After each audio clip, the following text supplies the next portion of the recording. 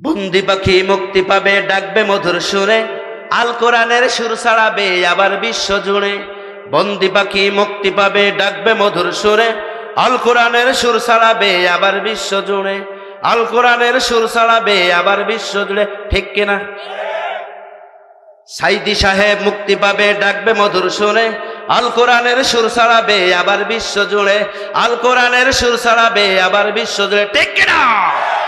টেকনাফ থেকে তেতুলিয়া, রূপসা থেকে পাতুরিয়া, একটি নামে সবাই যারে চেনে। বন্দি পাখি মুক্তি পাবে কবে? সাইদি সাহেব মুক্তি পাবে কবে, ঠিক কিনা?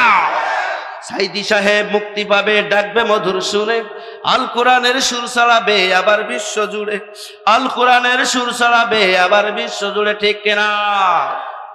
মধুর সুরে বলতো কোরআন, ডাকতো সঠিক পথে, আসতো মানুষ দলে দলে কোরআনের ওই পথে, ঠিক কিনা? মধুর সুরে বলতো কোরআন, ডাকতো সঠিক পথে, আসতো মানুষ দলে দলে কোরআনের ওই পথে, ঠিক কিনা?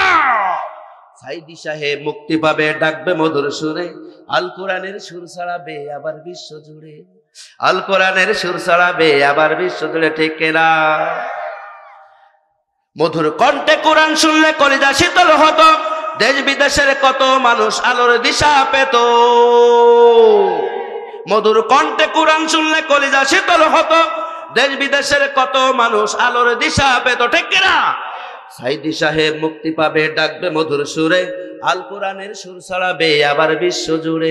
বন্দি পাখি মুক্তি পাবে ডাকবে মধুর সুরে, আল কোরআনের সুর ছড়াবে আবার বিশ্ব জুড়ে, ঠিক কিনা? দেশ বিদেশে ঘুরে ঘুরে ওয়াজ শোনাতেন যিনি, জালিম সরকারের কারাগারে বন্দী আছেন তিনি। দেশ বিদেশে ঘুরে ঘুরে ওয়াজ শোনাতেন তিনি, জালিম সরকারের কারাগারে বন্দী আছেন তিনি। সাইদি সাহেব মুক্তি পাবে ডাকবে মধুর সুরে, আল কোরআনের সুর ছড়াবে আবার বিশ্ব জুড়ে। আল কোরআনের সুর ছড়াবে আবার বিশ্ব জুড়ে। বন্দি পাখি মুক্তি পাবে ডাকবে মধুর সুরে, আল কোরআনের সুর ছড়াবে আবার বিশ্ব জুড়ে। আমির হামজা মুক্তি পাবে ডাকবে মধুর সুরে, আল কোরআনের সুর ছড়াবে আবার বিশ্ব জুড়ে। মামুনুল হক মুক্তি পাবে ডাকবে মধুর সুরে, আল কোরআনের সুর ছড়াবে আবার বিশ্ব জুড়ে। আমার ভাইরা, এই চেয়ারে বসাচ্ছি, আমি বোঝাতে চাচ্ছি এই চেয়ার ক্ষণস্থায়ী চেয়ার। এই পৃথিবীতে যত চেয়ার আছে সব চেয়ার হলো ক্ষণস্থায়ী, কিন্তু একটা চেয়ার আছে যে চেয়ার হলো স্থায়ী, ওই চেয়ার কোনোদিন রদ বদল হবে না। নাম কি? কুরসি নামক চেয়ারে মহান রব্বুল আলামিন বসে আছেন। ওই মহান রব্বুল আলামিন কুরসি নামক চেয়ার থেকে কোনোদিন আউট হবেন না, কোনোদিন তিনি পরিবর্তন হবেন না। ওই চেয়ার কোনোদিন তার কাছ থেকে কেউ ছিনিয়ে নিতে পারবে? আমি আল মামুন হুসাইন আজাদী এই চেয়ারে যখন বসেছি, এই চেয়ার বলে দিয়েছে, এ মামুন হুসাইন আজাদী, তোমার একটা নির্ধারিত সময় একটা পর্যন্ত বেঁধে দিলাম, তুমি একটা পর্যন্ত বসতে পারো, এরপরে তুমি যদি বসো তাহলে ওই চেয়ারের অপব্যবহার করা হবে। ভাই আমার, বন্ধুগণ আমার, তাহলে আজকে যারা চেয়ার পাওয়ার পরে যারা মনে করে চেয়ার পেয়েছি, চেয়ার কোনোদিন ছাড়বো না, এই চেয়ারে আমি অমুক সাল তমুক সাল 100 সাল 50 সাল পর্যন্ত বসে থাকবো, যদি আমি বা আমার বাবা, আমার মা, আমার বোন, আমার ভাই বা আপনারা কেউ বলেন তো ঈমান থাকবে। আর যার ঈমান থাকবে না, তার পেছনে যদি যাওয়া হয়, তাহলে ভাইয়ের আমার কি অবস্থা হবে একটু বোঝানোর জন্য নিয়ে যায়। সম্মানিত মুহতারাম, এই যে তার দেখতেছেন হযরত, উনি তারে হাত দিয়েছেন কারেন্টের তারে, ওনাকে কি হবে? শর্ট করবে।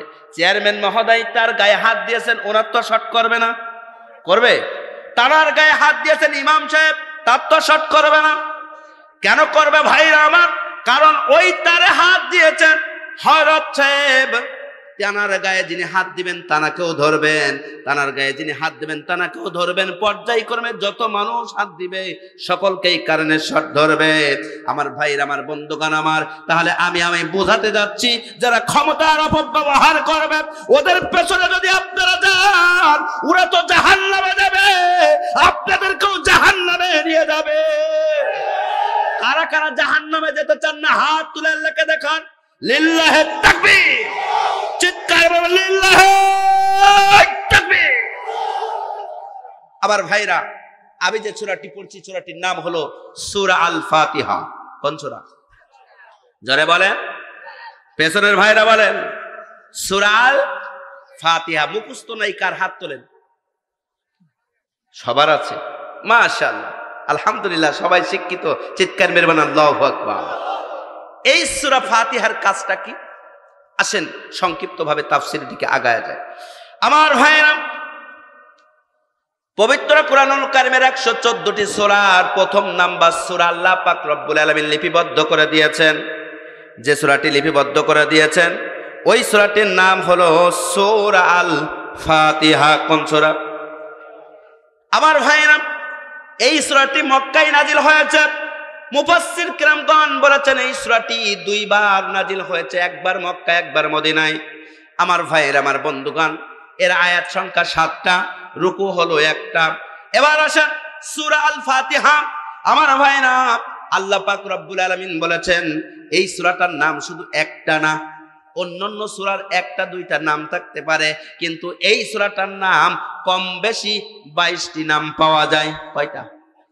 আমার ভাইরা, 22টি নাম পাওয়া যায়। শুধু কি তাই?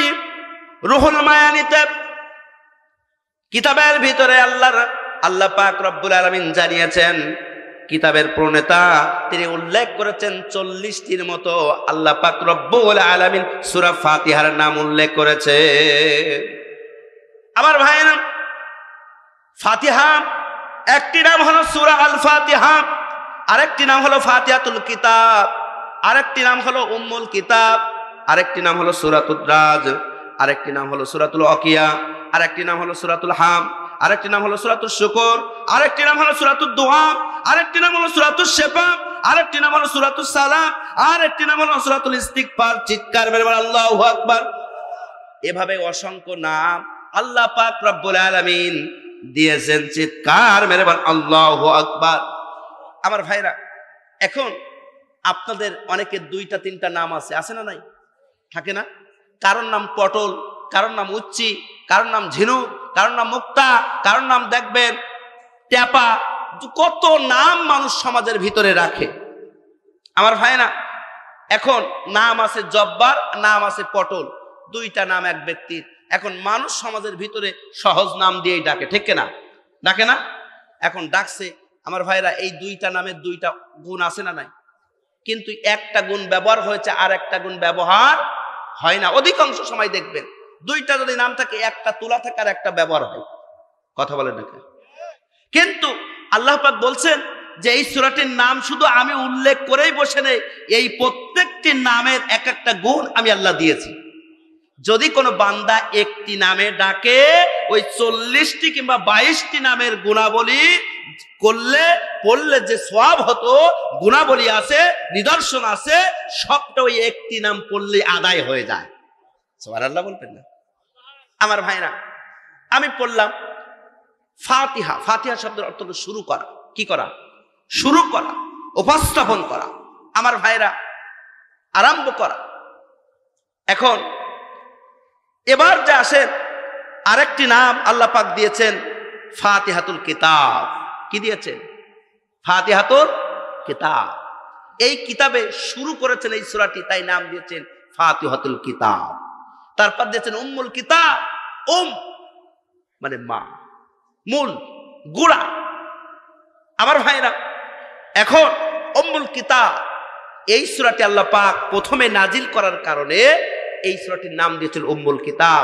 113টি সূরা মূল যে বক্তব্য, এই বক্তব্যগুলো 7টি আয়াতের ভিতরে আল্লাহ পাক তুলে ধরেছেন, এজন্য এর নাম দিয়েছেন উম্মুল কিতাব। চিৎকার মেরে বলেন আল্লাহু আকবার। আমার ভাইরা, শুধু কি তাই, আরেক নাম দিয়েছে সূরাতুর রাজ, মুকুট। এই সূরাটা মুকুট, কারণ এই সূরাটা ব্যতীত নামাজ পড়লে নামাজ হবে? হবে? চিৎকার মেরে নামাজ হবে? হবে না। আমার ভাই না, এই সূরাটার নাম দিয়েছে সূরাতুল ওয়াকিয়া, পূর্ণাঙ্গ সূরা।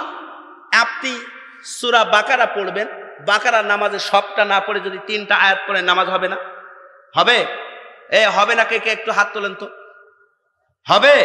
চিৎকার মেরে হবে? হবে। কিন্তু সূরা ফাতিহা যদি আপনি 3টা আয়াত পড়েন নামাজ হবে তো? হবে না। এজন্য আল্লাহ বলছেন এর নাম হচ্ছে সূরাতুল ওয়াকিয়া। চিৎকার মেরে আল্লাহু আকবার। কারণ এটা হলো পূর্ণাঙ্গ সূরা। কারণ এটা অন্য সূরা অল্প অল্প পড়ে নামাজ পড়লে আদায় হয়ে যাবে, কিন্তু এই সূরাটা কেউ এলোমেলো পড়তে পারবে? পূর্ণাঙ্গ ভাবে পড়তে হবে আমার ভাইয়েরা। তারপর আসছে সূরাতুল হাম। আল্লাহ পাক রব্বুল আলামিনের কাছে যখন আমরা চাই প্রথমে কি বলি? আলহামদুলিল্লাহি রাব্বিল আলামিন। আল্লাহর প্রশংসা আছে না? মানে কোনো কিছু চাইতে হলে চেয়ারম্যান মহোদয় আছে, তার কাছে গিয়েছে, যে বলতেন যে চেয়ারম্যান মহোদয় আমার ভিজিটিং কার্ড দে, উনি দিবে তো? কেন দিবে না? আপনি যে যদি বলেন চেয়ারম্যান মহোদয় আপনি খুব ভালো মানুষ, আপনার এলাকায় সুনাম আছে, আপনার মতো জনপ্রিয় নেতা বারবার নির্বাচিত হওয়া দরকার, এভাবে প্রশংসা করলেন। চেয়ারম্যান বলল বাহ, জনগণের কাছে এত জনপ্রিয়, এই তুই কি বলতে চাচ্ছিস বল। স্যার এসেছিলাম, আমার একটা কার্ডের দরকার। উনি দিবে না? দেবে না। কিন্তু প্রথম যে পার যদি আপনি ঝাড়ি মারেন আমার কার্ড দে, উনি দিবে? আল্লাহ বলতেছেন যে এটা হলো সূরাতুল হাম, অর্থাৎ আল্লাহর কাছ থেকে নিতে হলে আল্লাহর প্রশংসা করা লাগবে। জোরে বলে আমার ভাই না। তারপর আল্লাহ পাক বলতেছেন সূরাতুশ শুকুর, শুকরিয়া, প্রশংসা করুন। এবার আল্লাহ তাআলা আমাদেরকে দিবেন, তিনি দেওয়ার পরে পাওয়ার পরে আমরা কি আদায় করব? যখন চেয়ারম্যান দিবেন তখন বাহ আমাদের চেয়ারম্যান ভালো কথা শুনে, আমাদের চেয়ারম্যানের যা বলি তাই শোনে। আর যদি না দেয় ওর মতো কথা কন না, দিতে পারলে ভালো, না পারলে। আমার ভাইরা এখন আল্লাহ পাক বলছে তুই প্রশংসা করলি, এবার তোকে দিলাম, কিন্তু দেওয়ার পরে তুই শুকরিয়া করবি কার? আল্লাহ। আমার ভাইরা এবার আসেন, তারপর বলছে সূরাতুদ দোয়া। আল্লাহকে বলছে আল্লাহ তোমার কাছে আমার চাওয়া আছে, তুমি আমার এই এই জিনিস দাও। আমার ভাইরা এই সূরাটির ভিতরে 3টা বিষয় উল্লেখ করা হয়েছে। কয়টা? এটাকে একটা অভিনন্দন পত্র বলা হয়। সুবহানাল্লাহ বলবেন না? সূরা ফাতিহাকে কি বলা হয়? একটা অভিনন্দন পত্র বলা হয়। কারণ হচ্ছে সূরা ফাতিহা হলো অভিনন্দন পত্র। এটা হলো যে একটা পত্র যখন লেখা হয় তার ভিতরে 3টা দিক উল্লেখ থাকে। কয়টা? জোরে বলেন কয়টা? প্রথমে থাকে প্রশংসা। প্রথমে কি থাকে? বরাবর প্রিন্সিপাল সাহেব অমুক অমুক মাদ্রাসার অমুক, থাকে না? তারপর যথাবিহিত সম্মান প্রদর্শন পূর্বক নিবেদন, এই যে আগে সম্মান লিখছি না, প্রশংসা আছে না? তারপরে আসেন দ্বিতীয় যেটা থাকে সেটা হলো পরিচয়। কি থাকে? পরিচয়। তার মানে পরিচয় এবার আপনি দিচ্ছেন। দেওয়ার পরে 3 নম্বরে যেটা থাকে এইবার লিখবেন এত পর। কি? এত পর বিনা বেতনে আমি আপনার প্রতিষ্ঠানে পড়াশোনা করিতে পারি, তার জন্য আপনার মর্জি। লিখি না? তাহলে কয়টা আছে এখানে উল্লেখ? 3টা বক্তব্য। এই সূরা ফাতিহা হলো একটা অভিনন্দন পত্র। ভাইরা আমার এখানে 3টা বক্তব্য হচ্ছে, একটা হলো প্রশংসা, 2 নাম্বার হচ্ছে পরিচয়, 3 নাম্বার হচ্ছে চাওয়া। আল্লাহু আকবার বলবেন না? কত সুন্দর কথা আল্লাহ বলেছেন। এই জন্য বলা হচ্ছে দোয়া। এর নাম কি? দোয়া। আমার ভাইয়েরা আরেকটা নাম হলো সূরাতুশ শিফা। আল্লাহ পাক বললেন কোন বান্দা বান্দি যদি অসুস্থ হয়ে যায়, কোন ডাক্তার চিকিৎসা যদি কাজ না করে, কোন হাকিম যদি কাজ না করে, কোন বান্দা বান্দি যদি এই সূরাটি 41 দিন যাবত আমল করে পানিতে ফুঁক দেয়, ফুঁক দিয়ে কোন বান্দা বান্দি অসুস্থ রোগীকে যদি খাওয়ায়, আল্লাহ পাক শিফা দান করে দেয়। এর নাম শিফা। রাগ করছেন ভাই? চলবে? কারা কারা চলার পক্ষে একটু হাত তুলে আল্লাহকে তাকবীর দিয়ে দেখাই দেন তো। লিল্লাহে তাকবীর, আরো একবার লিল্লাহে তাকবীর, লিল্লাহে তাকবীর। আমার ভাইরা, যে কথা বলতেছিলাম শেফা আল্লাহর কাছে চাইলাম, এবার আছেন সূরাতুস সালাম। আমার ভাইরা, আল্লাহর কাছ থেকে নিতে হলে কিভাবে নিবেন? নামাজের মাধ্যমে। কিভাবে? নামাজের মাধ্যমে নিতে হবে। আল্লাহ তুমি দাও, আল্লাহ তুমি দাও, চেয়ারম্যান তুমি দাও, চেয়ারম্যান তুমি দাও, দেবে। চেয়ারম্যানের কাছে যাওয়া লাগবে, যাওয়ার পরে চেয়ারম্যানকে আপ্যায়ন করা লাগবে, সুন্দর ভাষায় কথা বলা লাগবে। আল্লাহর সাথে কথোপকথন করতে হলে নামাজে যেতে হবে, নামাজ পড়ে আল্লাহকে বলতে হবে রব্বুল আলামিন আমি তোমার প্রশংসা করলাম, আমি অমুক। আল্লাহ বললেন বুঝলাম, তুমি এখন কি চাও? আল্লাহ পাক রব্বুল আলামিনকে বলতেছে আল্লাহ ইয়্যাকা না'বুদু ওয়া ইয়্যাকা নাস্তাঈন, আমি তোমার ইবাদত বন্দেগী করি। আল্লাহ বলেন বুঝলাম। ওয়া ইয়্যাকা নাস্তাঈন, আল্লাহ তোমার সাহায্য চাই। আল্লাহ বললেন তুমি কি সাহায্য চাও? আমার ভাইরা, আমার বন্ধুগণ, আমরা তখন বলতেছি ইহদিনাস সিরাতাল মুস্তাকিম, আল্লাহ তুমি আমাদেরকে সরল সঠিক পথ দেখাও, বলি না? আমার ভাইরা, এখন আল্লাহর কাছে চাইতে হলে নামাজের মাধ্যমে চাইতে হবে। আমার ভাইরা, হযরত আয়েশা সিদ্দিকা রাদিয়াল্লাহু তাআলা আনহা আমার নবীজিকে প্রশ্ন করলেন, ইয়া রাসূলুল্লাহ, ইয়া হাবিবাল্লাহ, আপনার কাছে জানতে বড় ইচ্ছে করে। প্রশ্ন করছে কে? মা। জোরে বলেন মা আয়েশা। কার কাছে? নবীজির কাছে। ইয়া রাসূলুল্লাহ, আমার বড় জানতে ইচ্ছে করে, আপনি বলে দেন, আপনি বলে দেন, আকাশের নিচে জমিনের উপরে এমন কোন জায়গা আছে কি যে জায়গায় আল্লাহ পাকের আদরের বান্দা বান্দিরা বসলে আল্লাহ পাক গুনাহ মাফ করে দেন? আল্লাহ নবীজি বললেন, হ্যাঁ আয়েশা আছে, কিন্তু বর্তমান সমাজের নারীরা স্বামীদের কাছে কি জিজ্ঞাসা করে? স্বামী আজকে সিরিয়াল যেন কয়টা? কথা কন না। বউ যদি একটু চতুর চালাক কম হয়, দেখবেন স্বামী যদি একটু লেখাপড়া জানে, ওগো আজকে যেন ওই সে ভারতের সিরিয়ালটা যেন কড়াই হবে। তা তোমার বারবার বলা লাগবে কেন? আমার মনে নেই, ও 8টা 10 মিনিটে হবে। ও তবে রে, তাহলে কাজ গুছাই তো বসতে হবে। কথা কন না। আর আয়েশা সিদ্দিকা রাদিয়াল্লাহু তাআলা আনহা নবীজিকে প্রশ্ন করছেন, ইয়া রাসূলুল্লাহ, আপনি বলে দেন আকাশের নিচে জমিনের উপরে এমন কোন জায়গা আছে কি যেখানে আল্লাহ পাকের বান্দা বান্দি বসলে গুনাহগুলো মাফ হয়? আমার নবীজি বললেন, হ্যাঁ আয়েশা আছে, আকাশের নিচে জমিনের উপরে এমন একটি জায়গা রয়েছে, এমন জায়গা রয়েছে, এই জায়গায় আল্লাহ পাকের বান্দা বান্দি বসবে যতক্ষণ, আল্লাহ পাক তাদের গুনাহগুলো মাফ করতে থাকবে ততক্ষণ। চিৎকার মেরে বলেন আল্লাহু আকবার।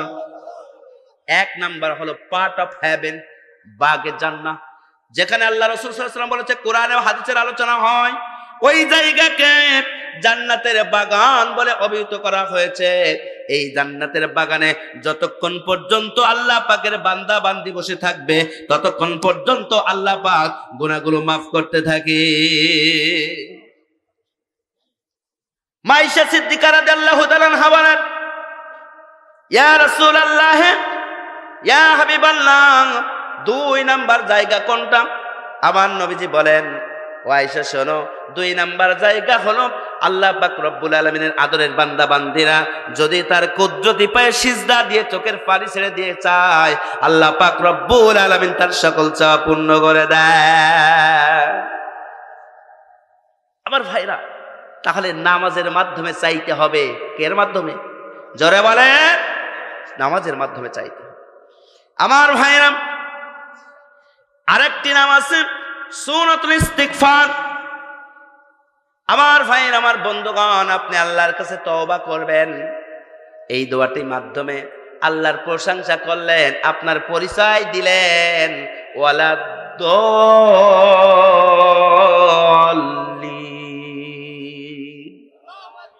আল্লাহ, আমি কাদের দলের অন্তর্ভুক্ত হতে চাই না। দল্লিন মানে কি? আমার ভাইরা, ইহুদি খ্রিস্টানদেরকে বোঝানো হয়েছে এই যে বেধর্মীদেরকে বোঝানো হয়েছে আল্লাহ তাদের থেকে আমাদেরকে রক্ষা করো রব্বুল আলামিন। আমরা পথভ্রষ্ট জাতিদের অন্তর্ভুক্ত হতে চাই না, তুমি আমাদেরকে হেফাজত করে তুমি তোমার নেককার বান্দাদের আমাদের অনুসারী বানিয়ে দাও। বলি না আমার ভাইরা? এখন আসেন, নাম কোন রকমে বললাম। এই সূরাটির ভিতরে আল্লাহ পাক রব্বুল আলামিন অক্ষর দিয়েছেন 113টি। কয়টি? আর শব্দ আছে 25টি। কয়টি আমার ভাইরা? এখন সংক্ষিপ্তভাবে জানবো। এবার আসেন আমার সাথে পড়ে নেন যে সূরাটি পড়েছি এই সূরাটির নামকরণ। এই সূরাটির নাম কি বলেছি? ফাতিহা। ফাতিহা অন্যান্য সূরার নাম বাকারা। বাকারা মানে গরু, গাভী। এই শব্দটা কুরআনুল কারীমের বাকারা সূরার ভিতরে উল্লেখ আছে, কিন্তু এই যে ফাতিহা শব্দটা এই আয়াতের ভিতরে কি আছে? 7টা আয়াতের মধ্যে আছে না, কিন্তু এর বক্তব্য গুলা সাথে সামঞ্জস্য থাকার কারণে আল্লাহ পাক রব্বুল আলামিন এই সূরাটির নামকরণ, এই সূরাটির নাম রেখেছেন সূরা আল ফাতিহা। আমরা জানবো উৎস। আমি আপনাদেরকে বোঝাতে চাই, আমাদের সমাজের ভিতরে দেখবেন যে অনেক আলেম আসে, বিভিন্ন জায়গা থেকে আলেমরা এসে ওয়াজ করে যায়, তাফসির করে যায়, কিন্তু তাফসিরের হক আদায় করে না। তাফসির করতে হলে নিম্ন পক্ষে কমপক্ষে 5টা জিনিস থাকতে হবে। কয়টা? জোরে বলেন। 5টা। 1 নাম্বার হচ্ছে নামকরণ। কি? জোরে বলে। মুখস্থ করতে হবে ভাই। 1 নাম্বার কি? নামকরণ। 2 নাম্বার উৎস। 2 নাম্বার কি? 3 নাম্বার শানে নজুল। 3 নাম্বার কি? 4 নাম্বার ব্যাখ্যা। 4 নাম্বার কি? 5 নাম্বার হচ্ছে শিক্ষা। 5 নাম্বার কি? এই 5টা বিষয় যদি কোনো বক্তা আপনাদের সামনে উপস্থাপন না করে, বুঝতে হবে ওই বক্তা মুখস্থ করে ওয়াজ করে, ওর ওয়াজ শোনা যাবে না। কারণ আল্লাহ পাক তো নিজেই বলেছেন জাতির সামনে যে তোমরা কি করো? কুরআনুল কারীম ব্যাখ্যা করে মানুষের সামনে উপস্থাপন করো, অথচ শানে নজুল বলবা না, নামকরণ বলবা না, প্রেক্ষাপট বলবা না, ব্যাখ্যা বলবা না, শুধু একটু ঘটনা বলে জাতির সামনে কান্দাই টাকা নিয়ে বাড়ি যাবা। এটা তো হতে পারে না। আমার ভাইরা রাগ করতেছেন? আমার বন্ধুগণ, নাজিল হওয়ার সময় কোন আল্লাহর নবীজির নবুয়ত লাভের একেবারেই প্রথম যুগের এই সূরাটি নাজিল হয়েছে। আল্লাহর নবীজির নবুয়তের প্রথম যুগে এই সূরাটি নাজিল হয়েছে। আল্লাহ পাক রব্বুল আলামিন সুন্দর করে জানিয়ে দিয়েছেন, ও দুনিয়ার মানুষেরা, তোমরা জেনে নাও আমি আল্লাহ পাক রব্বুল আলামিন এই দুনিয়াতে যত কিছু সৃষ্টি করেছি সব থেকে শ্রেষ্ঠ জাতি হিসাবে কাদেরকে সৃষ্টি করেছি? জোরে বলেন। মানুষদেরকে। আর শ্রেষ্ঠ গ্রন্থর নাম কি? জোরে বলেন। কোরআন মোদের জীবন বিধান, কোরআন মোদের সব। আল কোরআনই চিনিয়ে দিবে কে আমাদের রব, আল কোরআনই চিনিয়ে দিবে কে আমাদের রব। ঠিক কিনা? আমার ভাই, আমার বন্ধুগণ, আমার একটুখানি আগে যায় শানে নজুল হরফ। আল্লাহর নবীজি বিশ্ব নবী প্রতিমধ্যে হাঁটতেছিলেন, এমন সময় পেছন দিক থেকে একটা আওয়াজ আসতেছে, ইয়া মুহাম্মদ। একটি আওয়াজ আসতেছে, ইয়া মুহাম্মদ।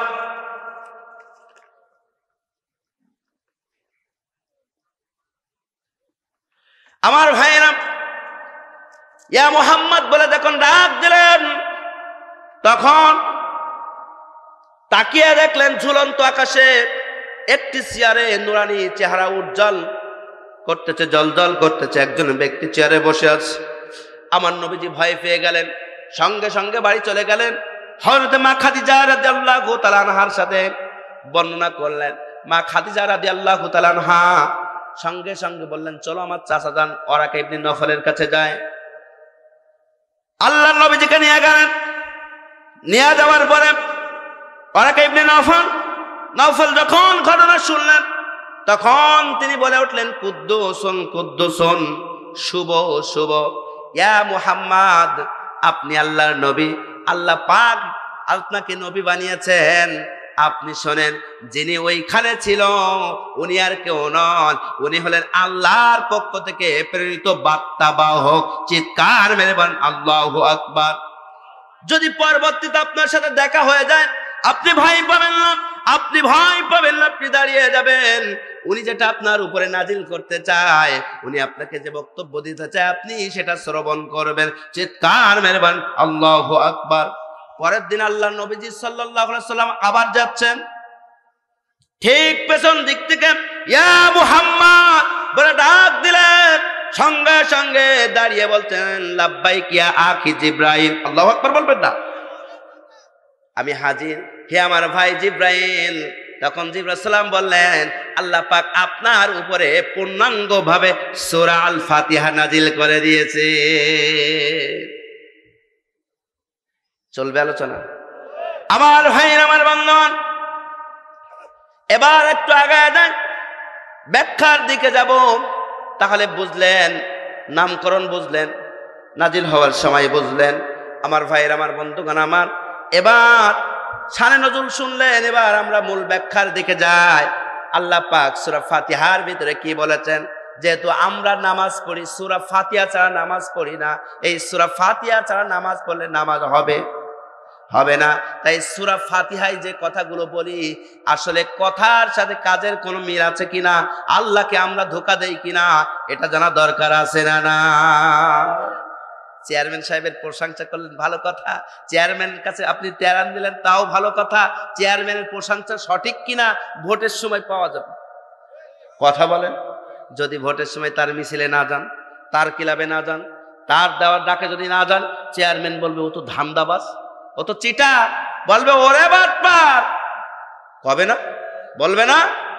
বলবে হারা জীবন আমার সামনে তার দুমুখ সাপ, আমার সামনে প্রশংসা করে নোয়ার জন্য, এখন অন্য দলে কথা কন না কেন? আমার ভাইরা, আল্লাহ বলতেছে বান্দা তোরা যে সূরা ফাতিহা দিয়ে নামাজ পড়ি, শুধু বলিস আলহামদুলিল্লাহি রাব্বিল আলামিন, শুধু বলিস আউযু বিল্লাহি মিনাশ শাইতানির রাজিম, বিসমিল্লাহির রহমানির রহিম, আলহামদুলিল্লাহি রাব্বিল আলামিন। আল্লাহ আমি তোমার সব প্রশংসা করছি। কখন বলছি আউযু বিল্লাহি মিনাশ শাইতানির রাজিম। আল্লাহ আমি বিতাড়িত শয়তান মুরতাদ, আপনার বিতাড়িত শয়তান এর হাত থেকে আপনার কাছে পানাহ চাই। বিসমিল্লাহির রহমানির রহিম, পরম করুণাময় অসীম দয়ালু আল্লাহ তোমার নামে শুরু করছি। কি শুরু করছি? আলহামদুলিল্লাহি রাব্বিল আলামিন। আল্লাহ গোটা জাহানের মালিক তুমি, আল্লাহ সব প্রশংসা তোমার। আল্লাহ বলছে বান্দা তুই তো এতক্ষণ যা বললি সব তো শুনলাম, তা আসলে কি তুই আমার প্রশংসা করিস? এটা জানা দরকার আছে না? আমরা করি কিনা? আমাদের নামাজ হয় কিনা? এটা জানা দরকার আছে না? সারা জীবন সূরা ফাতিহা পড়ে নামাজ পড়েছি, কিন্তু আসলে কি করেছি, নামাজ হয়েছে কিনা এটা জানবো ইনশাআল্লাহ। আমার সাথে বলে নেন আউযু বিল্লাহি মিনাশ শাইতানির রাজিম। আবার ভাইরা, আউযু শব্দের শাব্দিক অর্থ হচ্ছে কি? আশ্রয় কামনা করছি। আউযু বাবে নাসারা ইয়ানসুরু। উলামা হযরত বসে আছেন মঞ্চে, যাদের পায়ের ধুলোর সমতুল্য নয়, যাদের ছাত্র হওয়ার যোগ্যতাও আমি রাখি না। আমার ভাইরা ভুল হলে বলবেন। আউযু শব্দের শাব্দিক অর্থ হলো আশ্রয় কামনা করতেছি, সাহায্য চাচ্ছি। বাবে নাসারা ইয়ানসুরু, বিল্লাহ তোমার কাছে সাহায্য চাইতেছি। মিনাশ শাইতানির রাজিম, মিন মানে হতে, শয়তানির রাজিম শয়তানের হাত হতে, শয়তানের ধোঁকা হতে, শয়তানের কুমন্ত্রণা হতে আল্লাহ তোমার কাছে সাহায্য চাইতেছি। আমরা বলি কিনা? সবাই তো আমার সাথে পড়ে নেন আউযু বিল্লাহি মিনাশ শাইতানির রাজিম। সবাই পড়েছি না? তার মানে আমরা আল্লাহর কাছে বলেছি আল্লাহ বিতাড়িত শয়তান মুরতাদ হতে তোমার কাছে আমরা পানাহার চাইতেছি। সবাই বলেছি না? এটা পড়েছি। আল্লাহ বলতেছেন কি? আল্লাহ পাক বলছে বান্দা তোরা যখন আমার কাছে শয়তান থেকে পানাহার চেয়েছি, ভালো কথা, আমি আল্লাহ পাক তোদেরকে জানিয়ে দিলাম। সূরা আল্লাহ পাক রব্বুল আলামিন সূরা সাফফাতের ভিতরে 37 নম্বর সূরা 23 নম্বর পারা, আমার ভাইরা আল্লাহ পাক 7 নম্বর আয়াতে সুন্দর করে জানিয়ে দিয়েছেন। আমার ভাইরা আল্লাহ পাক বললেন ওয়াহিফুজাম মিন কুল্লি শাইতানিম মারিদ। আল্লাহু আকবার। আল্লাহ পাক রব্বুল আলামিন বললেন, বান্দা আমার কাছে শয়তান থেকে পানাহার চেয়েছিস, ভালো কথা। আমি আল্লাহ পাক রব্বুল আলামিন জানিয়ে দিলাম, প্রত্যেক বিদ্রোহী শয়তান থেকে তোদেরকে আমি আল্লাহ সংরক্ষণ করলাম। আল্লাহ কিন্তু বলছে, বান্দা তোরা শয়তান থেকে যখন আমার কাছে পানাহার চেয়েছিস, আমি তোদেরকে কি করলাম? হেফাজত করলাম। কথা কার? আল্লাহ কি মিথ্যা বলে? তাহলে আমরা সবাই শয়তানের কাছ থেকে পানাহার চেয়েছি না? এই পানাহার চাওয়ার পরে আল্লাহ বলছে সংরক্ষণ করছি। এইবার এরপরে যদি উঠে যায়, বুঝতে হবে ও সরাসরি শয়তানের ভাই হয়ে গেছে। কথা বলেন না কা? যদি কেউ উঠে যায়, বুঝতে হবে ও শয়তানের ভাইরা ভাই। সুতরাং ওর সাথে আমাদের কোনো সম্পর্ক থাকবে না। কিনা কিনা উঠে যাবেন, একটা হাত তোলেন। যাবেন কেউ? আমার ভাইরা আসেন, এবার আসেন শয়তান কয় প্রকার। যেহেতু তাফসীর বলেছে, ব্যাখ্যা করতে হবে। শয়তান কয় প্রকার? 2 প্রকার। কয় প্রকার? 2 প্রকার। 1 নাম্বার হলো মানুষ শয়তান, আর 2 নাম্বার হলো জিন শয়তান। মিনাল জিন্নাতি ওয়ান নাস। পবিত্র কোরআনুল কারীমের 30 নাম্বার পারায় সর্বশেষ যে সূরাটি নাজিল হয়েছে, এই শেষ সূরা নাসের শেষ নাম্বার আয়াতে আল্লাহ পাক বলছেন মিনাল জিন্নাতি ওয়ান নাস। আল্লাহ পাক বললেন কি? আমি জিন এবং মানুষ পৃথিবীতে সৃষ্টি করেছেন না? এই জিন এবং মানুষ শয়তান, জিন শয়তান আল্লাহ পাক দিয়েছেন। আল্লাহ বলছে, তোরা জিন শয়তানের কাছ থেকে আমার কাছে পানাহার চেয়েছিস, আমি তোদেরকে হেফাজত করলাম। কিন্তু মানুষ শয়তান থেকে যতক্ষণ পর্যন্ত নিজেকে কন্ট্রোল না করতে পারবে, ততক্ষণ পর্যন্ত তোর ইবাদত কবুল হবে না। আমি বোঝানোর জন্য নিয়ে যাই। ভাইরা মা, ফিরাউন মানুষ ছিল না গরু ছিল? জোরে বলেন, খুব খেয়াল করে শুনবেন। ফিরাউন মানুষ ছিল, আর মুসাও মানুষ ছিল। কিন্তু ফিরাউন ছিল হকের পক্ষে না বাতিলের পক্ষে? আর মুসা ছিল হকের পক্ষে। মুসা যখন তার কালেমার দাওয়াত দিয়েছেন, তখন বিরোধিতা করেছিল কে? জোরে বলেন না ইবলিস শয়তান? জোরে বলেন, ইবলিস শয়তান। মানুষ, মুসাও মানুষ, ফিরাউনও মানুষ, কিন্তু বাধা দিয়েছিল ফিরাউন। আল্লাহর নবীজি কোরআনের দাওয়াত দিয়েছেন, ইবলিস শয়তান কোনোদিন পথে এসে বাধা দেয়নি। দেশে একটা হাদিস দেখাতে পারবে? কিন্তু আবু জেহেল, আবু লাহাব তারাও মানুষ ছিল, তারা বাধা দিয়েছে কিনা? কথা কন না কা? যারা কথা বলবে না তারা ওই দলের লোক। কথা বলে আমার ভাই না? তাহলে তারা মানুষ ছিল, তারা বাধা দিয়েছে কোরআনের মাহফিল চলবে না। বলছে কোরআনের কথা বলা যাবে লা তাসমাউ লিহাযাল কুরআন। আল্লাহ পাক রব্বুল আলামিন বললেন, জাতির সামনে আয়াত নাজিল করলেন। আবু জেহেল, আবু লাহাব, উতবা, সাইবা তারা বলল, এই কোরআনের কথা চলতে দেওয়া যাবে না, কোরআন বলতে দেওয়া যাবে না। যেখানেই কোরআনের কথা বলা হবে সেখানেই 44 জারি করা লাগবে। আমার ভাইরা, তাহলে এটা বাধা দিয়েছিল ইবলিস শয়তান না মানুষ নামও? আমার ভাইরা, আজ কোরআনের কথা যে সকল আলেম ওলামা বলে, আমার ভাইরা, আমার বন্ধুগণ জাতির সামনে উন্মোচন করে, ব্যাখ্যা করে, আমার ভাইরা, আমার বন্ধুগণ, তখন যারা বাধা দেয়, ওই ইবলিস শয়তান, জিন শয়তান বাধা দেয়, এই মানুষ নামক শয়তান গুলো বাধা দেয়। আমি বোঝানোর জন্য বলছি। তাহলে ওই সময় মানুষ নামক শয়তান গুলো যেমন বাধা দিয়েছিল, আজও মানুষ নামক শয়তান যারা বাধা দেয়, বুঝতে হবে ওই যে ব্যক্তির হাতের সাথে এর হাতের লেয়াজও আছে। কারণ একজন হাত দিলে, তার গায়ে হাত দিলে যেমন শর্ট খায়, ওই আবু জেহেল যেমন শর্ট খেয়েছিল, আজও যাদের গা জ্বলবে, বুঝতে হবে আবু জেহেলের সাথে তাদের হাত আছে। ততক্ষণ পর্যন্ত কন্ট্রোল না করতে পারবে। আপনাকে আল্লাহ তো শয়তান থেকে হেফাজত করেছে, কিন্তু মানুষ নামক শয়তান থেকে নিজেকে সংবরণ করতে হবে। আমার ভাইরা, বোঝানোর জন্য বলি যে আপনার বাড়ির একজন ব্যক্তি চোর, কি চোর, বাড়ির ব্যক্তি যদি চোর হয়, এলাকার লোক পরিবারের ভালো বলবে তো? বলবে? যারা বলছে না তাদের মনে হয় বলে, ভালো বলে, চিৎকার মেরে বলবে? বলবে না। যেমন ভালো বলবে না, তাহলে আপনি যে ব্যক্তির পেছনে ছুটছেন, যার আনুগত্য করছেন, যাকে ভোট দিচ্ছেন, ও যদি অবৈধ হয়, ও যদি জারজ হয়, ও যদি বিপদগামী হয়, ও যদি শয়তানি অনুসারী হয়, তাহলে আপনার ইবাদত কবুল হবে না। এই শয়তান থেকে আপনাকে হেফাজত করতে হবে, তবেই ইবাদত কবুল হবে। এই কোরআনের আইন সমাজে বাস্তবায়ন আছে? আছে আমার ভাইরা? একটা আছে। কয়টা? একটা বাস্তবায়ন আছে, বলবো? হ্যাঁ, সেটা হচ্ছে চেয়ারম্যান সাহেব বা আমাদের সমাজে কেউ যদি মারা যায়, তার 4-5টা ছেলে ফিলে আছে, অর্থ সম্পদ ছিল, মারা যাওয়ার পরেই কিন্তু বলে, এই হুজুরের কাছে যা, বাবার তো 10 বিঘি সম্পত্তি আছে, কিডা কতটুকু পাবি, ফারাইজ খুশি নিয়ে আয়। কথা কন না, কথা বলেন, কথা বলেন, কথা বলেন। আমার ভাইরা, এই যে সম্পত্তি ভাগের বেলায় কে কতটুকু পাবা, এই বন্টন মারা নেওয়ার জন্য, ফারাইজ কষার জন্য হুজুরের কাছে দাও, এই আইন চালু আছে।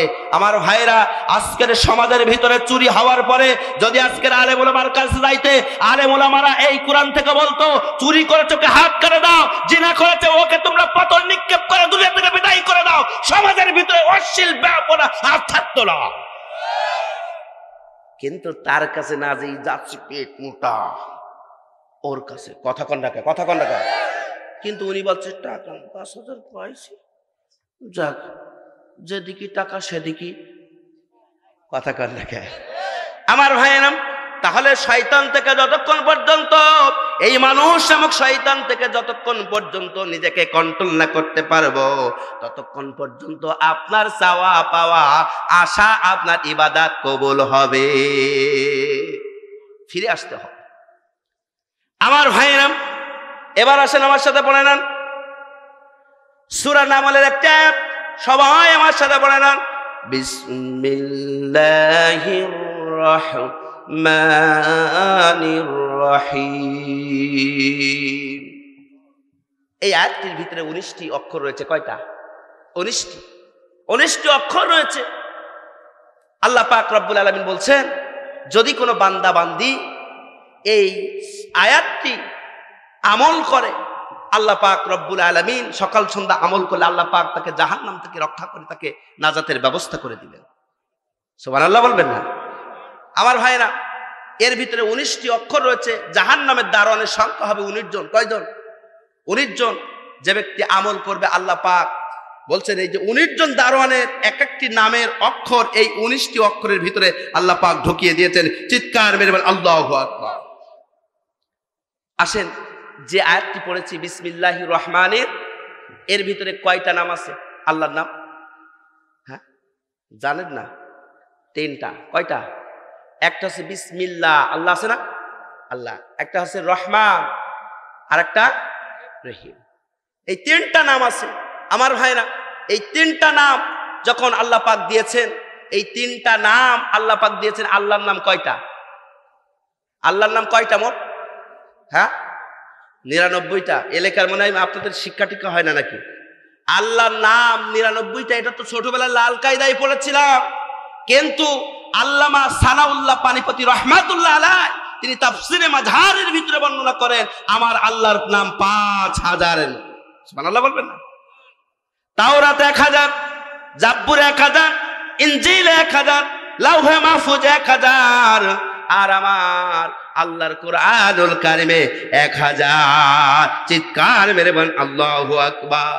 যদি কোনো বান্দা বান্দি একবার বিসমিল্লাহির রহমানির রহিম পড়ে, আল্লাহ বললেন ওই 5000 বার বান্দা বান্দি আমার নাম জপতে যে সবটা হতো, ওই একবার পড়ার কারণে আমি আল্লাহ তাআলা 5000 বার পড়ার সব তার আমল নামায় দান করে দিই। চিৎকার বের বলেন সুবহানাল্লাহ। আমার ভাইরা, এখানে যুবক কারা একটু হাত তোলেন তো? শুধু যুবক, শুধু যুবক। এই মুরব্বীরাও হাত তুলছে কে? ওরাও যুবক হতে চায়। শুধু যুবক, একটু হাত লম্বা করেন, হাত লম্বা করেন। আচ্ছা, এবার হাত নামান। আর যারা মুরব্বী, মানে যুবকের একটু উপরে, তারা হাত তোলেন। মুরব্বী, আচ্ছা এবার হাত নামান।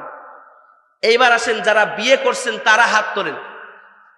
যারা বিয়ে করছেন, আচ্ছা হাত নামান। এবার বিয়ে করেন নাই কারা কারা হাত তোলেন?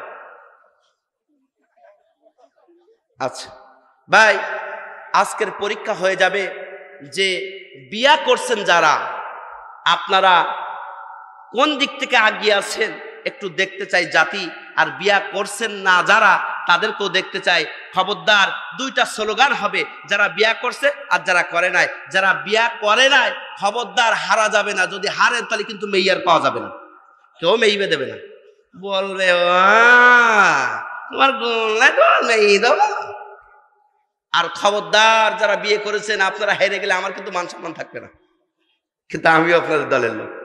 প্রথমেই হাত তুলবেন যারা বিয়া করছেন, হাত তোলেন তো যারা বিয়া করছেন, লিল্লাহে তাকবীর। এই সবাই হাত তুলছেন কেন? যারা বিয়া করছেন তারাই, লিল্লাহে তাকবীর, হাত নামান। এইবার যারা বিয়া করেন নাই তারাই হাত তোলেন। যারা বিয়া করেন নাই দেখবেন ওদের আওয়াজ থেকে যদি আপনাদের আওয়াজ ভালো না হয় তাহলে খবর আছে কিন্তু। লিল্লাহে তাকবীর।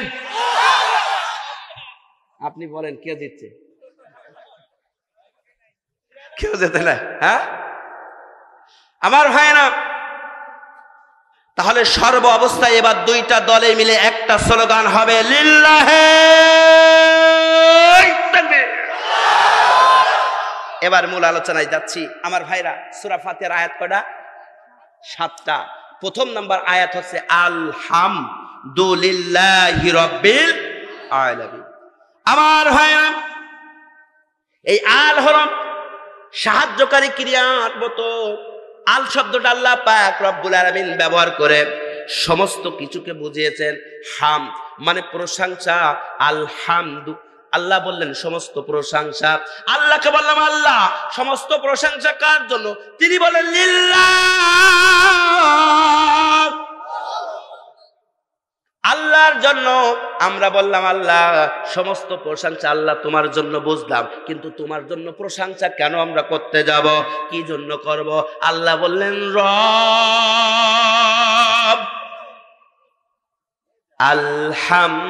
আলহামদুলিল্লাহি রব।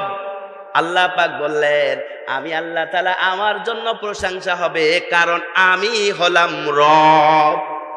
আমি বললাম আল্লাহ বুঝলাম আপনি রব, আপনার জন্য প্রশংসা হবে, কিন্তু প্রশংসাটা কি কোথা থেকে হবে? আল্লাহ পাক রব্বুল আলামিন বলছেন শুধু মধ্য সুবর্ণখলি আলহাজ কায়সার মিলিটারি পাড়া যাবে মসজিদের আশপাশের লোকজন প্রশংসা করলে হবে না, দিনাজপুরের লোক প্রশংসা করলে হবে না, বাংলাদেশের লোক প্রশংসা করলে হবে না, গোটা পৃথিবীতে যা কিছু আছে আলামিন, আমি আল্লাহ তাআলা গোটা জাহানের মালিক, এই জন্য গোটা জাহানের প্রশংসার দাবিদার আমি আল্লাহ। ভাই, গতকালকের খেলা হলো, আমার গতকালকে দিনাজপুরেই প্রোগ্রাম ছিল। আমি যাচ্ছি, প্রতিমধ্যে দেখলাম যে ওই পতাকা টানিয়েছে, টানিয়ে খেলা দেখতেছে। এক জায়গা থেকে, প্রাইভেটে যাচ্ছি, এক জায়গা থেকে আমি জানলা দিয়ে দেখতেছি একজন বলছে গোল।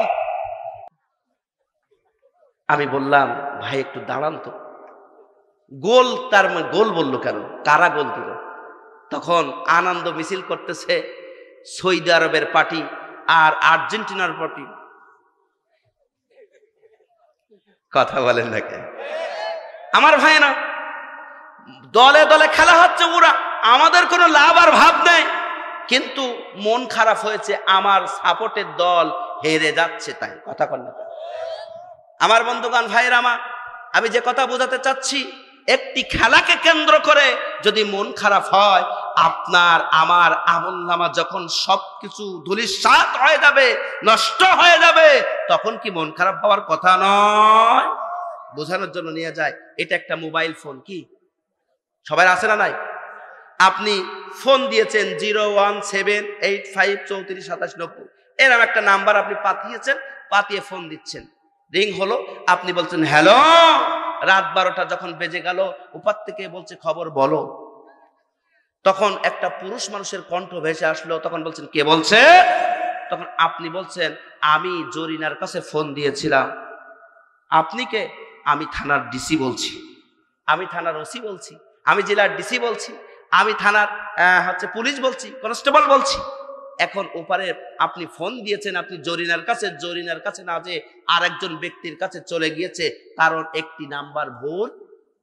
কথা কন না, একটা নাম্বার ভুল হওয়ার কারণে, ঠিক কিনা?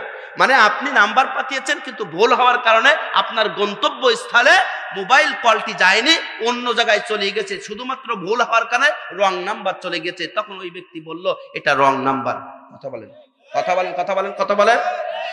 এখন রং নাম্বার, একটি নাম্বার ভুল হওয়ার কারণে।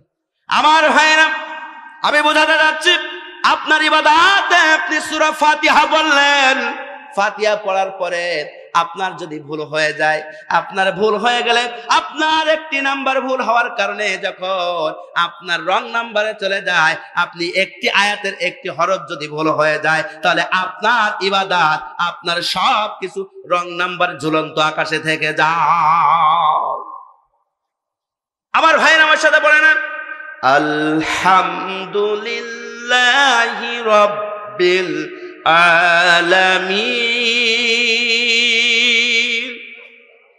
আমার ভাইরা আমার বন্ধুগণ, এখন কেউ যদি বলে এই আয়াতটা পড়লাম, সমস্ত প্রশংসা আল্লাহ, গোটা জাহানের মালিক তোমার জন্য, কিন্তু কেউ যদি এইভাবে পড়ে আলহামদুলিল্লাহি রাব্বিল আলামিন, তাহলে এর অর্থ হবে গোটা জাহানের নোংরা জিনিস আল্লাহ তোমার জন্য। কি বললাম বোঝেননি আমার কথা? যদি কেউ পড়ে, হা হলো দুইটা, একটা ছোট আর একটা হাই হত্যে হাই হওয়া। আমার ভাইরা, ছোট হার জায়গায় বড় হা পড়লেন, বড় হার জায়গায় যদি ছোট হা পড়লেন, তাহলে অর্থ বিগড়ে যাবে। আলহামদুলিল্লাহি রাব্বিল আলামিন না বলে আপনি পড়তেছেন আলহামদুলিল্লাহি রাব্বিল আলামিন, তখন অর্থ হবে আল্লাহ গোটা জাহানের নোংরা জিনিস তোমার জন্য। নাউজুবিল্লাহ বলবেন না? তাহলে শুদ্ধ করে পড়া দরকার আছে না নাই? আমার ভাইরা, সূরা আল বাকারা পড়তেছেন, আপনি পড়তেছেন কি আল্লাহু আকবার ওয়ালিল্লাহিল হামদু বিসমিল্লাহির রহমানির রহিম।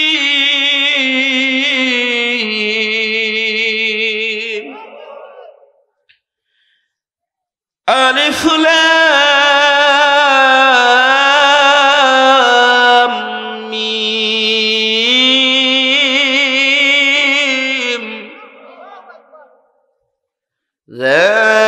যালিকাল কিতাবু লা রাইবা ফীহি।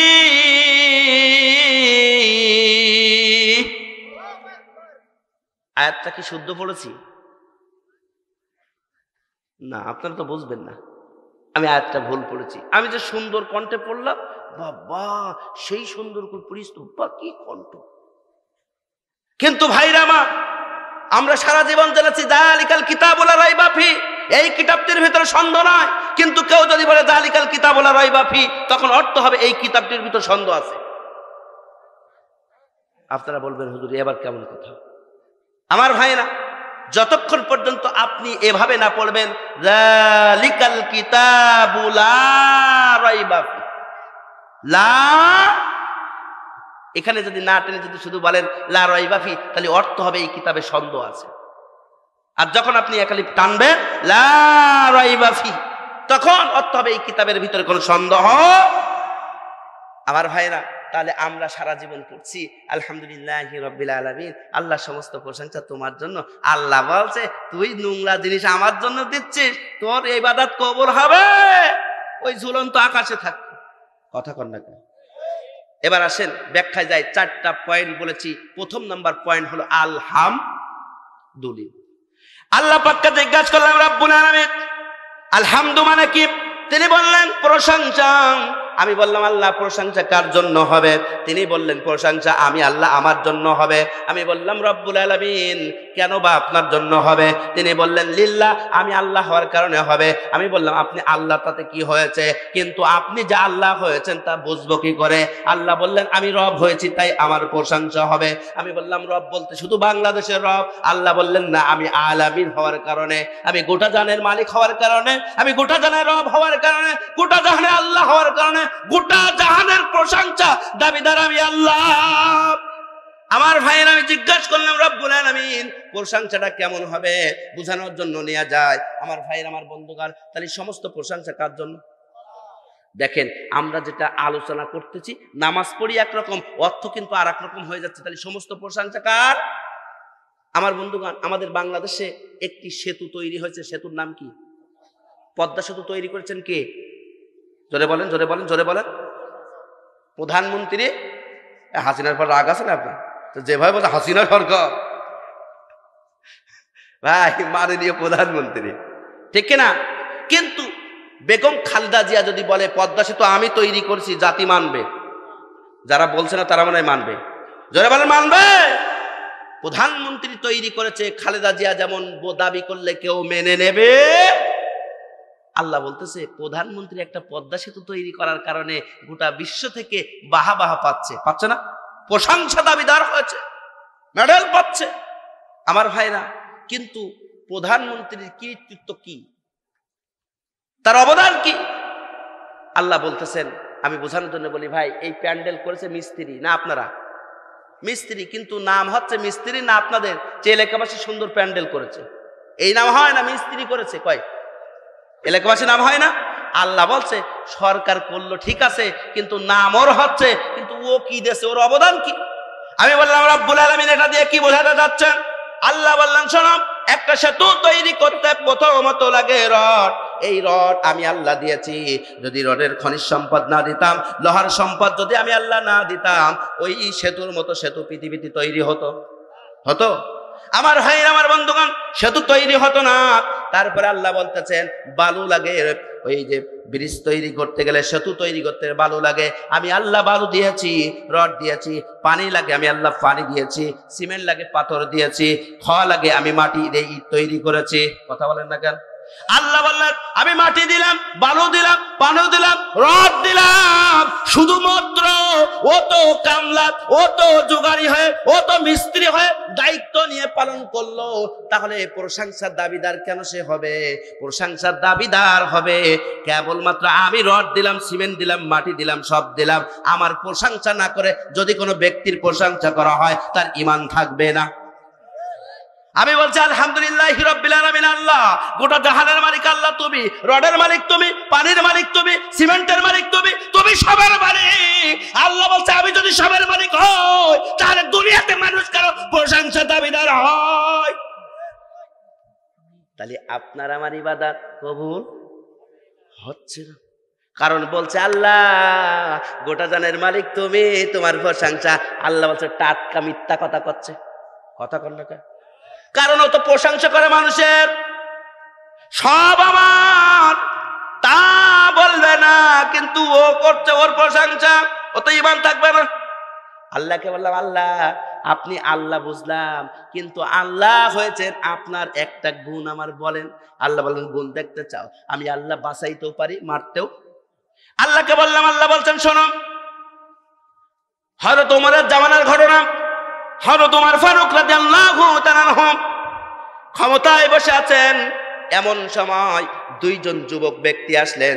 দুইজন যুবক ব্যক্তি এসে আমিরুল মুমিনের কাছে এসে একজন ব্যক্তিকে টানা হেঁচড়া করতে করতে নিয়ে আসলেন আর বললেন, হে আমিরুল মুমিনিন, আপনি হে খলিফাতুল মুসলিমিন, আমাদের বিচার করে দিন। এই যে যুবক দেখতে পাচ্ছেন, এই যুবক আমার বাবাকে হত্যা করেছে।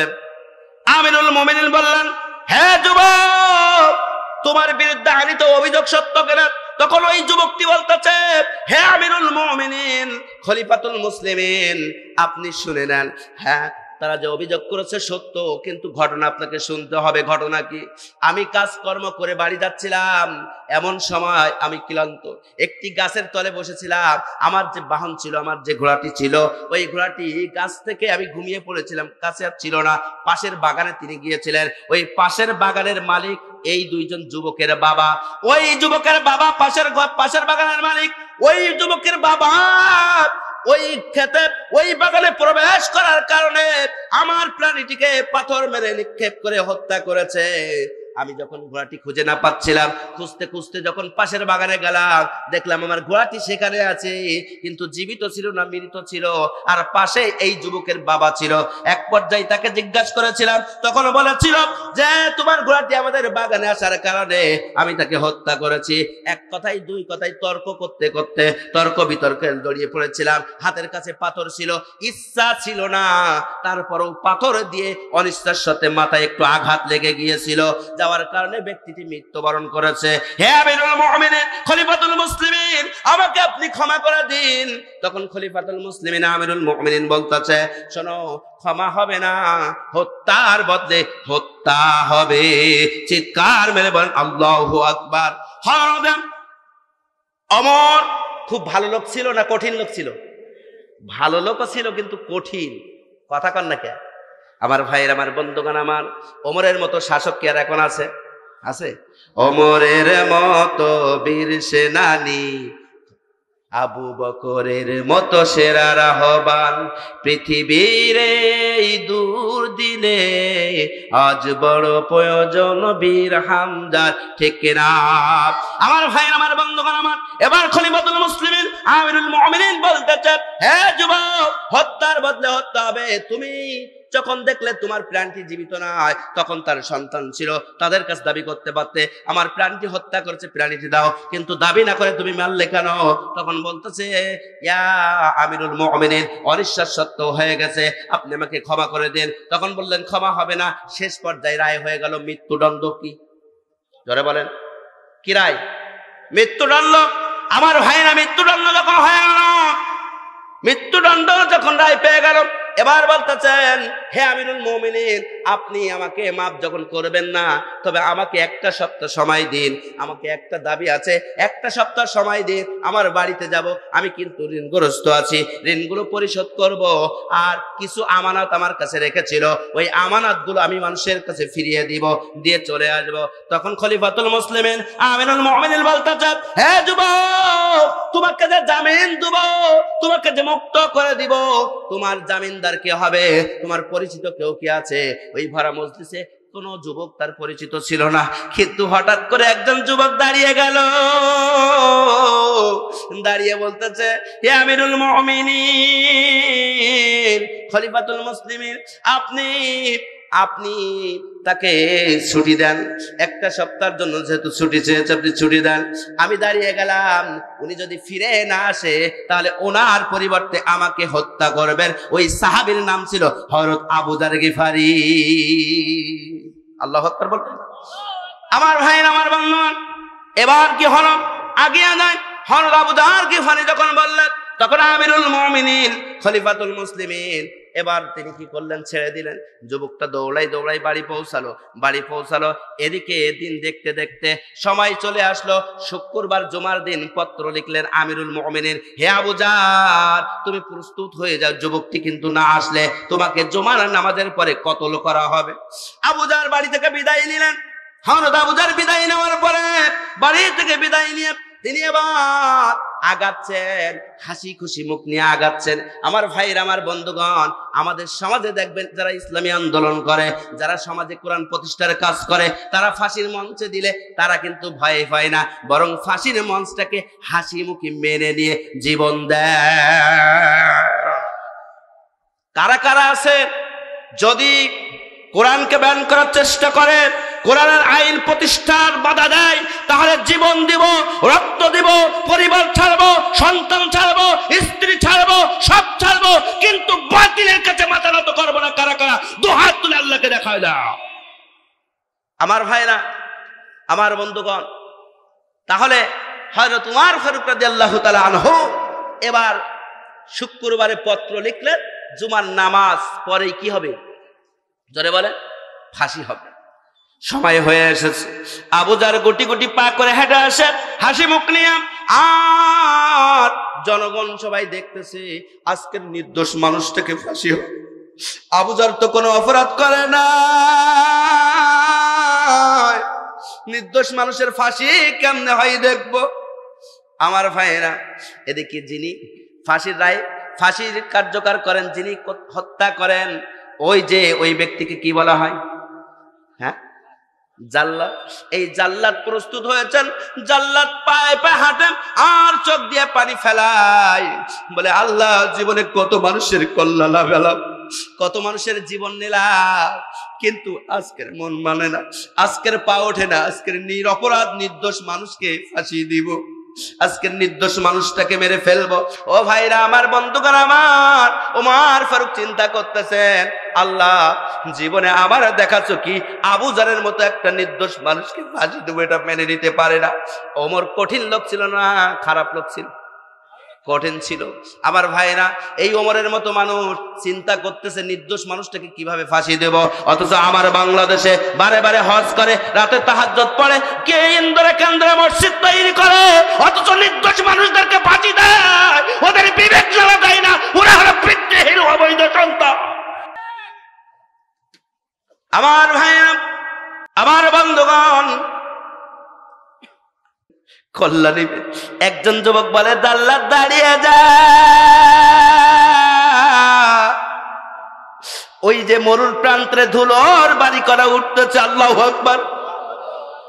চতুর সাইড থেকে ধুলো বালি দেখা যায় না, কার সর জন্য দৌড় দিচ্ছে, কিন্তু মুক্ত আকাশে, খোলা আকাশে দাঁড়িয়ে যা। আমার মনে হয় ওই যুবক ফিরে এসেছে। এবার জাল্লাদ দাঁড়িয়ে গেল, মুহূর্তের মধ্যে যুবক হাজির হয়ে গেল। হাজির হওয়ার পরে বলতেছেন, হে আমিরুল মুমিনিন, খলিফাতুল মুসলিমিন, আপনি আমার ভাইকে মুক্ত করে দিন, আমাকে হত্যা করুন, আমাকে ফাঁসির রায় কার্যকর করে আমার ভাইটাকে মুক্ত করে আমাকে পবিত্র করুন। চিৎকার মেরে বলেন আল্লাহু আকবার। আমাদের সমাজে যারা ইসলামী আন্দোলন করতে যে, যারা দিল বিজয়ের কাজ করতে, যাদের ফাঁসির রায় হয়েছিল, তারাও বলেছিল আমার হাত ধরা লাগবে না। আমি তো দিল বিজয়ের কাজে যেদিন নেমেছিলাম সেদিন ওয়াদা করেছিলাম, আল্লাহ কবে শাহাদাতের মৃত্যু হবে আমি দৌড়াই দৌড়াই যে ফাঁসির দড়িটা আবার গলায় পরাইয়ে নেব। আল্লাহ, কি মান ছিল আর আমাদের কি মান! ফাঁসির দড়িটাকে গলায় পরিয়ে দিয়েছে। আর আমরা যখন রাজপথে ডাক দেয়, কোরআনের জন্য ডাক দেয়, মানুষ খুঁজে পাই না। ও ভাইরা আমার, যুবকটি এসে বলতেছে, আমিরুল মুমিনিন, আমাকে বিয়াদুবি নেবেন না। আসার পথে আমার প্রাণীটি একটু দুর্বল হয়ে পড়েছিল, অসুস্থ হয়েছিল। এই অসুস্থ হওয়ার কারণে আমি সামনের দিকে আগাতে পারি নাই, সবাইতে হাজির হতে পারি নাই।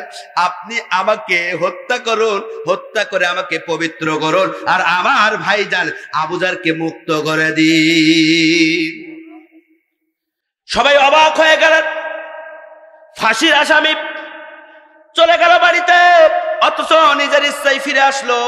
জিজ্ঞাসা করলেন আমিরুল মুমিনিন, খলিফাতুল মুসলিমিন জিজ্ঞাসা করলেন, হে যুবক, তোমার তো ফাঁসির রায় হয়েছে, তোমার কল্যাণ নেওয়া হবে, কিন্তু তুমি মৃত্যুবরণ করবা, জানার পরেও কেন ফিরে আসলে? তখন যুবকটি উত্তর দিচ্ছে, শুনবেন কি উত্তর দিচ্ছে? কারা কারা শুনবেন একটু হাত তোলেন তো, দেখেন তো পাশে কেটা কেটা হাত তোলে নাই। লিল্লাহে তাকবীর, লিল্লাহে তাকবীর। আমি দেখেছি অনেকে হাত তোলে নাই, খুঁটিতে হেলান দিয়ে বসে আছে এরকম করে, কিন্তু হাত তোলে নাই, তার মানে শুনবে না। কথা বলেন দেখেন।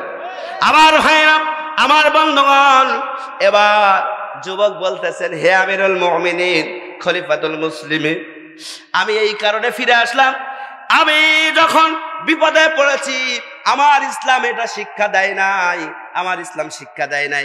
একজন ভাই জামিন হয়ে আমাকে মুক্ত করেছে, আর আমি আজকের আমার জীবনের বদলে তার কল্যাণ নিবে।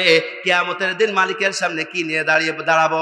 তাই আমার ভাই আমাকে উপকার করেছে, আমি চাই না আমার ভাই আমার জন্য বিপদগ্রস্ত হোক, পরিবার পরিজন ছাড়ুক। তাই আমি এসেছি আমার ভাইকে, আমার জীবন উৎসর্গ করে আমার ভাইকে ঋণ থেকে মুক্ত করতে। আমার ভাইরা, এই কথা বলার পরে তখন আবু জারকে জিজ্ঞাসা করছেন, হে আবু জার, তুমি তো চেনো না, জানো না, কিন্তু এই যুবকের জামিনদার কেন হলে? হযরত আবু জার বলেন, হে আমিরুল মুমিনিন, খলিফাতুল মুসলিমিন, এই কারণে হলাম। কারণটা হলো, যে ব্যক্তি ইসলাম আমাদেরকে শিক্ষা দিয়েছে, যখন কোনো মুসলিম ব্যক্তি, যখন কোনো ব্যক্তি বিপদে পড়বে, সঙ্গে সঙ্গে একজন মুসলিম ব্যক্তির দায়িত্ব হলো ওর বিপদে পাশে দাঁড়ানো, যেন কোনোদিন বলতে না পারে আমি বিপদে পড়েছিলাম কিন্তু কোনো ব্যক্তি আমার পাশে দাঁড়ায় নাই। এটা ইসলাম শিক্ষা দেয় নাই। তাই আমার ভাই, দিনে ভাই বিপদে পড়েছে, এজন্য আমি আবু জার দায়িত্ব নিয়ে জামিন হয়েছিলাম। শিক্ষা কি? শিক্ষা হলো, প্রথম শিক্ষা হলো, যদি কোনো ব্যক্তি আপনার উপকার করে, উপকারের আপনাকে অবশ্যই অস্বীকার করা যাবে না।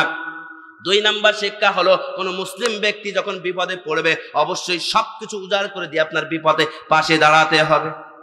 কথা বলে, পাশের গ্রামে একজন ব্যক্তিকে মামলা দিয়ে আপনাকে রিমান্ডে দিয়ে রেখেছে, আপনার উচিত হচ্ছে আপনার সর্বোচ্চ ত্যাগ দিয়ে স্বীকার করে আপনার তাকে পাশে দাঁড়ানো, আর এই পাশে দাঁড়ালেই আপনার জীবন সাহাবীদের জীবন চরিত্রের সাথে মিলে যাবে। আমার ভাইরা, এবার এই কথা বলার পরে এবার ওই যুবক দুইটা বাদী যারা হয়েছিল তারা বলছে, হে আমিরুল মুমিনিন, খলিফাতুল মুসলিমিন, আমরা ওই যে বিচার দিয়েছিলাম, আমাদের বিচার করা লাগবে না, আমরা অভিযোগ তুলে দিলাম, আপনি ওকে খালাস করে দিন। যুবকদের কাছে জিজ্ঞাসা করলো, হ্যাঁ যুবকরা, তোমরা কেন তাকে ছেড়ে দিচ্ছ? তখন বলতেছেন, ইয়া আমিরুল মুমিনিন, খলিফাতুল মুসলিমিন, আমাদের ইসলাম এটা শিক্ষা দেয় নাই কোন ব্যক্তি ভুল করবে যদি কোনো কাজ করে ফেলে, ক্ষমা চাওয়ার পরে যদি ক্ষমা না পায়, তাহলে কিয়ামতের দিন আমরা মালিকের সামনে কি নিয়ে দাঁড়াবো? কি? আমি বললাম, আল্লাহ তুমি খেলতে পারো মানে? আল্লাহ বললেন খেলা হবে। আমি বললাম, রব্বুল আলামিন তুমি আবার খেলা হবে, তার মানে এটা আবার কোনতে বললে? প্রশ্ন আছে না নাই? গতকালকের বলতেছে খেলা হবে, ওবায়দুল কাদের বলছে খেলা হবে, রবিন ফারানা বলছে খেলা হবে, যেখানে যাই সেখানে শুধু বলে খেলা হবে, খেলা হবে, খেলা বলে না। আমি বললাম, আল্লাহ সবাই বলছে খেলা হবে, তা কি খেলা হবে? আল্লাহ নিজেও বলছে খেলা হবে। আল্লাহু আকবার বলবেন না? আমি বললাম, আল্লাহ তুমিও খেলতে চাও, তাহলে আর্জেন্টিনার সাথে খেলবা। আল্লাহ বলছে না। তাহলে ব্রাজিল? আরে না। তাহলে সৌদি আরবের পতাকায় কালিমা আছে ওদের পক্ষে? আল্লাহ বলছে না। তাহলে তুমি কি খেলা খেলবা? জানার দরকার আছে না নাই? আল্লাহ পাককে বললাম, আল্লাহ তুমি তো খেলতে চাও বুঝলাম, কিন্তু খেলতে চাও কোন খেলা খেলতে চাও? আল্লাহ পাক বললেন, মালিকি ইয়াউমিদ্দিন।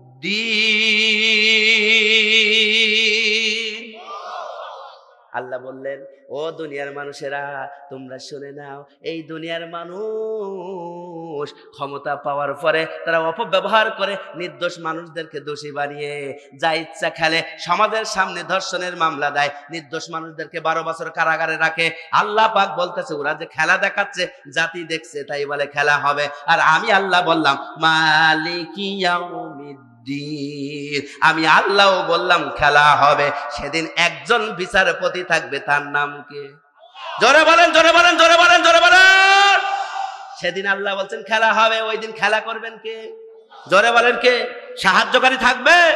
আর্জেন্টিনার হেরে গিয়েছে, সৌদি আরব জিতে গিয়েছে, কিন্তু আর এক দল তুই টেনশন করিস না, এখন আরেকটা ম্যাচ আস। কথাক্ষণ আছে না? এইটা জিততে পারলে হবেন। কিন্তু কিয়ামতের দিন আল্লাহ বলছে, মালিক ইয়াউমিদ্দিন, বিচার দিবসের মালিক আমি আল্লাহ। যেদিন বিচার হবে সেদিন তো খেলা আমি খেলবো, সেদিন কোনো সাহায্যকারী পাবে না। আজকের ক্ষমতার অপব্যবহার করে 12 বছর কারাগারে রেখেছো, ক্ষমতার অপব্যবহার করে তোমরা নির্দোষ মানুষদেরকে ফাঁসির দড়িতে ঝুলিয়েছো। খেলা হবে, আমি আল্লাহ বলছি খেলা হবে। খেলা হবে তো? জোরে বলেন কি হবে? কি হবে? কি হবে? কি হবে?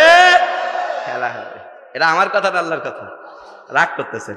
শেষ করে দিই দেবো? তাহলে আরেকবার তাকবীর দেন তো, লিল্লাহি তাকবীর। কার একটু হাত তুলে বলেন লিল্লাহি তাকবীর।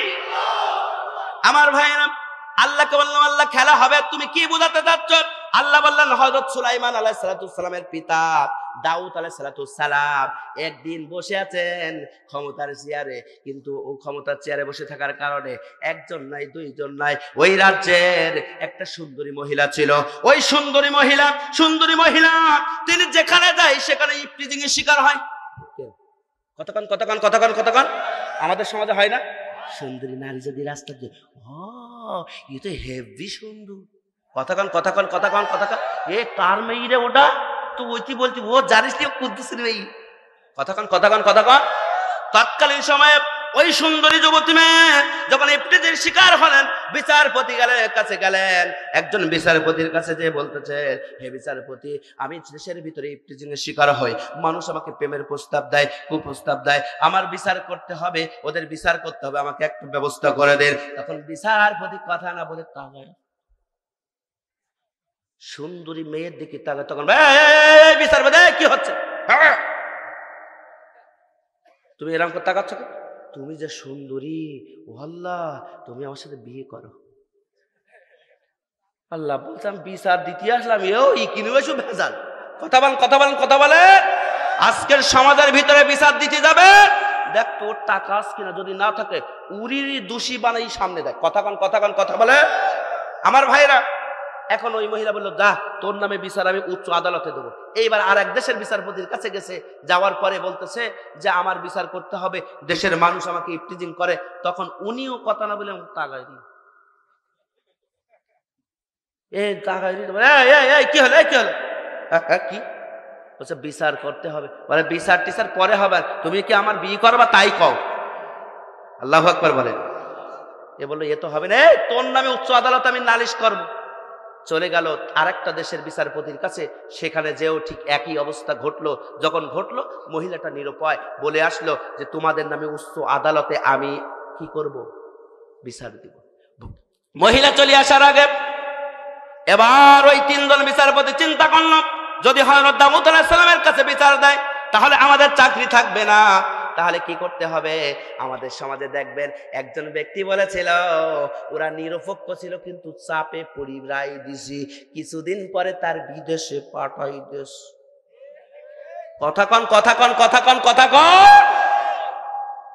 মেলে না, মেলে না, মেলে না, মেলে না। আমার ভাইরা, আমার মনে হয় আল্লাহ তাআলা বাংলাদেশ দেখি দেখি কোরআন নাযিল করেছে। আমার ভাইরা, আমার বন্ধুগণ, এবার একটু আগায় যায়। ওই তিনজন বিচারপতি চিন্তা করলো আমাদেরকে দোষী বানাবে, বিচার দিবে, আমরা আর রক্ষা পাবো না। তাহলে চল এক কাজ করি। তিনজন পরামর্শ বলছে ওর নামে মিথ্যা মামলা দিতে হবে। মিথ্যা মামলা দিতে হবে। আমার ভাইরা, এবার তিনজন বিচারপতি আসলেন হযরত দাউদ আলাইহিস সালামের কাছে, এসে বলতেছেন ও বিচারপতি শোনেন, আমাদের সমাজের ভিতরে একটা নারী আছে, ওই নারী কি, ওই নারী কুকুরের সাথে জিনা করে। নাউজুবিল্লাহ বলে, আল্লাহু আকবার বলে।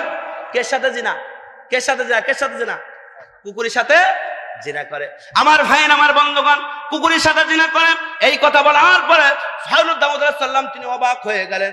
আমার সমাজে, আমার রাজ্যের ভিতরে কুকুরের সাথে জিনা করে, এটা তো মেনে নেওয়া যায় না। এই কথা বলার পরে তখন তিনি বললেন ওই মহিলাকে আমার রাজদরবারে হাজির করা হোক। এই ঘটনাগুলো পেছন থেকে একজন ব্যক্তি শুনতেছিলেন, তার নাম সুলাইমান। তখন বয়স কিন্তু 12 বছর। এবার মোরা চলে গেল, মহিলা হাজির হয়ে গেল। মহিলা এসে বলছে হ্যাঁ জাহাপানা, হে বিচারপতি, আমার একটা বিচার করা লাগবে, আমাকে ইফটিজিং করে। আমি বিচার নিয়ে গেছিলাম 3 দেশের বিচারপতির কাছে, ওই 3 দেশের বিচারপতি আমার বিচার না করে আমাকে বিয়ে করতে চায়। তখন বলতেছে দূর হয়ে যাও, তুমি তাহলে সেই মহিলা যে কুকুরের সাথে জিনা করো। তখন চোখ দিয়ে পানি ফেলে আর বলে আল্লাহ, আমি বিচার পাইলাম না, কিন্তু আজকে আসলাম, আমাকে মিথ্যা অপবাদ দিল। ও আল্লাহ, আমার জীবনটাকে রক্ষা করতে চাই, আমার জীবনটাকে রক্ষা করতে চাই, আমার সতীত্বকে রক্ষা করতে চাই। আল্লাহ গো, কিন্তু আমার নামে মিথ্যা কলঙ্ক দিল। এই সমাজের মানুষ, আমি গরিব বলে বিচার পাইলাম না। আল্লাহু আকবার বলবেন না? আমার ভাইরা, আমার বন্ধুগণ, আজকের সমাজের ভিতরে গরিব মানুষ যারা আছে তাদের ভিতরে এরম আসে না না। এবার একটু আগায় দেন। এবার এই ঘটনা দেখতেছিলেন, সুলাইমান বের হয়ে আসলেন। হযরত সুলাইমান আলাইহিস সালাম বের হয়ে আসে বলতেছেন আব্বা তুমি কি রায় দিতে চাচ্ছ? বলছে আমি রায় দিতে চাচ্ছি এটা, এই মহিলা হলো দোষী, এই মহিলাকে হত্যা করা হোক। আল্লাহু আকবার বলেন, হত্যা করা হোক। তখন বললেন না না না আব্বা জান, হত্যা করা যাবে না, তবে আপনার কাছে একটা দাবি হলো, এর ভিতরে কিন্তু একটা রহস্য থেকে গেল। বলছে রহস্য মানে? তুমি তো 12 বছরের যুবক, তুই রহস্য কি বুঝবা? বলছে আব্বা আসি, আমাকে 3টা দিন সময় দেন। কয়টা? 3টা দিন সময় দেন। এই কথা বলার পরে বলছে 3টা দিনে কি করবা? বলছে 3টা দিনে কি করবা? তখন সুলাইমান বললেন আব্বা জান, 3টা দিনে আমি একটু সত্য কোনটা মিথ্যা কোনটা দেখতে চাই। বলছে ঠিক আছে, সময় দিলাম। তখন সুলাইমান বলছেন আব্বা জান, শুধু সময় দিলে হবে না, আপনি যে বিচারপতি, ওই ক্ষমতা 3 দিনের জন্য আপনাকে ছাড়তে হবে। 3 দিনের জন্য ছাড়তে হবে। আমার ভাইরা, আজকের আমাদের সমাজে দোষীকে আর নির্দোষকে এটা প্রমাণ করতে চায়। দেশের সামনে, জাতির সামনে যা দেখানো হয় তাই দেখে। আমরাও বলতে চাই, এর থেকে আমাদেরকে 12টা ঘন্টা সময় দাও, আমরা জাতির সামনে প্রকাশ করে দেব কে দোষী কে নির্দোষী। আমার ভাইরা, এবার হযরত সুলাইমান আলাইহিস সালামকে সময় দেওয়া হলো। ওই আব্বা জান বলল 3 দিন সময় দিলাম। 3 দিন সময় পেয়ে গেল। সময় পাওয়ার পরে এবার ক্ষমতায় বসলো। বলল ঠিক আছে, তোমরা আসো। এবার ওই 3 জন বিচারপতিকে ডাকা হলো। 3 জন বিচারপতিকে ডাকার পরে ওই 3 জন বিচারপতির কাছে জিজ্ঞাসা করা হলো, হে বিচারপতি, ওই যে মহিলা জিনা করেছে তোমরা দেখেছো? বলে হ্যাঁ দেখেছি। সত্যি দেখেছো? হ্যাঁ দেখেছি। আরো সত্যি? তা হ্যাঁ সত্যি। তোমরা যে দেখেছো আর সাক্ষী আছে কি? তখন বললেন হ্যাঁ সাক্ষী আছে। কয়জন সাক্ষী? তা 4 জন। কয়জন? তাহলে 3 জন আর 4 জন কয় হয়? 7 জন হয়। সুলাইমান বললেন আব্বাজান 7টা ঘরের ব্যবস্থা করো। ঘর দিয়ে কি হবে? দেখো না খেলাটা কি হবে। সুলাইমান বলতেছে খেলা হবে। আব্বা তোমাকে খেলা দেখাবো আজকে। তো কি খেলা? আরে খেলা হবে দেখো। এবার 7 জনকে ডাকা হলো। 7টা ঘরের ভিতরে ডাকা হলো। 7টা ঘরের ভিতরে বলল এই 3 জনকে 3 ঘরে, ওই 4 জনকে 4 ঘরে দেওয়া হোক, কেউ কারোর সাথে দেখা করা যাবে না। এবার প্রথম নাম্বার বিচারপতির কাছে গেল। যাওয়ার পথে বলতেছে, ও বিচারপতি, এই যে মহিলা যে জিনা করেছে কুকুরের সাথে, তুমি কি দেখেছো? তখন বলতেছে হ্যাঁ দেখেছি। তাহলে এই কাগজ নাও, এই কাগজে তোমার নাম লেখো, তোমার বাবার নাম লেখো, ঠিকানা লেখো। আর জিনা করেছে তো সত্যি, তাহলে ওই যে যার সাথে জিনা করেছে ওর রং কি ছিল লিখে দাও।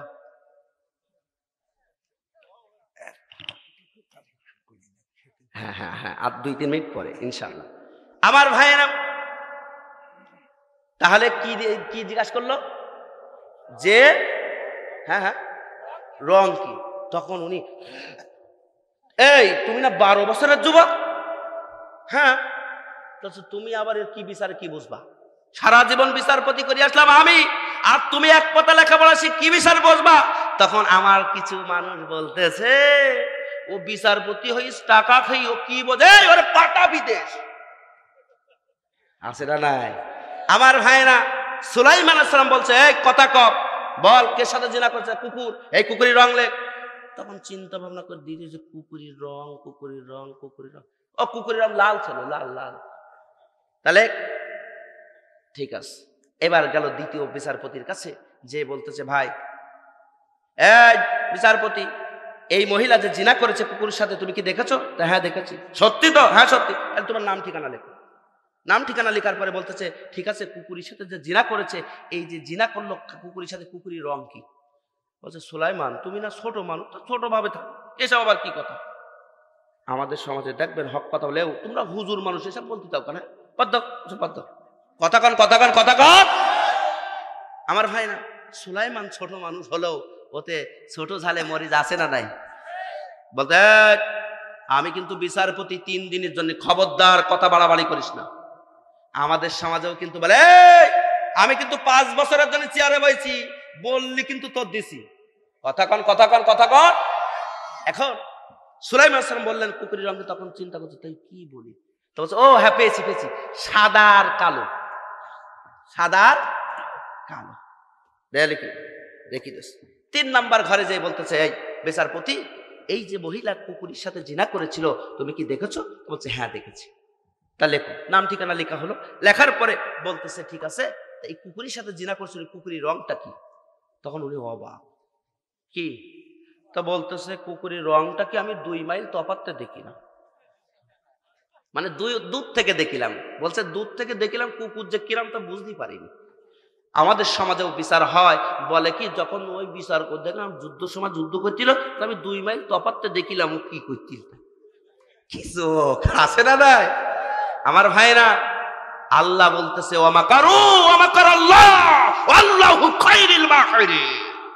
সব থেকে বড় ষড়যন্ত্রকারী আমি আল্লাহ। আল্লাহ বলছে, ইন্না বাতশা রাব্বিকা লাশাদীদ, যেদিন আমি তোমাদেরকে পাকড়াও করব সেদিন ছাড় দেব না। আল্লাহর মার দুনিয়ার বার। আমার ভাইরা, রবের ব্যাখ্যা করছিলাম। কে রব যে কি জিনিস এবার দেখেন। আইন মানবো আল্লাহর, মুখী বলতেছে আল্লাহ আইন মানবো তোমার, সূরা ফাতিহা বলছে আলহামদুলিল্লাহি রাব্বিল আলামিন, আল্লাহ তুমি আইনদাতা, তোমার জন্য প্রশংসা, তুমি আমার আল্লাহ, তুমি আমার রিজিকদাতা, অথচ মানুষেরা আইন মেনে নিচ্ছে, তোমার আমার ইবাদত হবে কবুল ধরতি। রং নাম্বারে চলে গেছে আমার ভাইরা। আল্লাহ বলছে খেলা হবে, কি সুলাইমান বলছে খেলা হবে, দাউদ বলছে বাবা খেলা হবে আমি তো বুঝলাম না। ভাই পরে যে কি ঘটনা ঘটেছিল এটা কি শুনতে চান? হ্যাঁ, কারা কারা হাত তোলেন তো, কারা কারা একটু হাত তোলেন তো, লিল্লাহে তাকবীর, লিল্লাহে তাকবীর। ফেরে না খালি হাতে আল্লাহ তোমার দরবার হতে, চাওয়ার মতো চাইলে বান্দা, চাওয়ার মতো চাইলে বান্দি, আল্লাহ ফিরাই না, ঠিক না? আমার ভাইরা কি ঘটনা ঘটেছিল, আপনারা বসে আছেন ওদিকে আগ্রহে, আমার ভাইরা একটুখানি আগায় যায়। আমার ভাইরা হরদেন সুলাইমান আলাইহিস সালাম এবার 3 নম্বরের কাছে যাওয়ার পরে 3 নাম্বার বলল দূর থেকে দেখেছিলাম, আমার মনে নাই কি রং দেখেছিলাম, বুঝলাম ঠিক আছে লিখে দাও, মনে নাই। এবার গেল প্রথম সাক্ষীর কাছে, সাক্ষীর কাছে যাওয়ার পরে বলতেছে হে সাক্ষী তুমি যে কাগজে তোমার নাম ঠিকানা লিখে দাও, তুমি বলো ওই যে মহিলা কুকুরের সাথে জিনা করেছিল, ওই জিনাটা করেছিল তুমি কি দেখেছিলে? হ্যাঁ। বলো কুকুরের সাথে জিনা করেছিল, ওই কুকুরের রং কি? এবার বিপদে পড়ে গেছে। কথা কন কথা কন কথা কন। আমাদের সমাজে বিচার যখন হয়, ধর্ষিতা থাকে ভারতে, দর্শনকারী থাকে বাংলাদেশে, সাক্ষীদের ডাকা হয়, সাক্ষীরা বলে 2 মাইল থেকে দেখিলাম, আমার মনে হয় না, তবে হ্যাঁ ও করিল। কথা বলেন কথা বলেন আমার ভাইরা। আসাদুল ইসলাম কাছারিপাড়া আমেরিকায় থাকে, উনি অসুস্থ, একটু দোয়া চাইছেন আমার মায়ের জন্য। এটা লিখে দিতে হবে, চিরকুটে লিখে করে দেন। আমার ভাই আর আগাবো না, যেহেতু রাত অনেক গভীর হয়েছে, ফজর কাজা হবে, আমাকে অনেক দেরিতে তুলেছেন, এজন্য আমি যদি আগামীতে আসি আপনাদেরকে ইনশাল্লাহ বাকি কথা শোনাবো। তবে যে আয়াত করেছি, আয়াতের শিক্ষাটা আপনাদের সামনে না বললে, এই আয়াতের মানে গুরুত্বপূর্ণ যে শিক্ষাটা, এই শিক্ষা যদি তুলে না ধরি তাহলে হক আদায় হবে না। আমি শানে নজরুল বলেছি, নামকরণ বলেছি, অবশ্য বলেছি ভাইরা আমার, সময় নাজিল হওয়ার সময়কাল বলেছি।